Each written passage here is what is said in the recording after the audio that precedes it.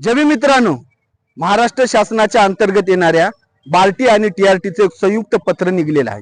त्या पत्रकामध्ये असं नमूद केलेलं आहे की पोलीस भरती पूर्व जे प्रशिक्षण विद्यार्थ्यांना दिल्या जाते अनुसूचित जातीच्या आणि अनुसूचित जमातीच्या, तर त्याच्यामध्ये टीआरटी ज्या अनुसूचित जमातीसाठी काम करणारी संस्था आहे ती तिच्यामध्ये पोलीस भरती पूर्व जे प्रशिक्षणार्थी आहेत तर त्याच्यामध्ये 23,000च्या जवळपास विद्यार्थ्यांना टीआरटी कडून प्रशिक्षण देण्यात येणार आहे। परंतु त्याच संदर्भामध्ये असलेली बार्टी आहे आणि बार्टी मधून अनुसूचित जातीच्या विद्यार्थ्यांना पोलीस भरती पूर्वचं प्रशिक्षण दिले जाते। त्याच्यामध्ये फक्त आणि फक्त 3,000 विद्यार्थ्यांना पोलीस भरतीचं प्रशिक्षण देण्यात येणार आहे। हे पूर्णतः एक अन्यायकारी व्यवस्था राज्य सरकारने निर्माण केलेली आहे। म्हणजे एका वर्गाला तुम्ही भरभरून देणार आणि दुसऱ्या वर्गाला तुम्ही काहीच नाही देणार, हे कुठेतरी दोन समाजामध्ये तेढ निर्माण करण्याची ही एक मनुवादी मनसुबा सरकारचा आहे आणि कुठेतरी दोन समाजामध्ये एक वाद निर्माण करायचा आहे।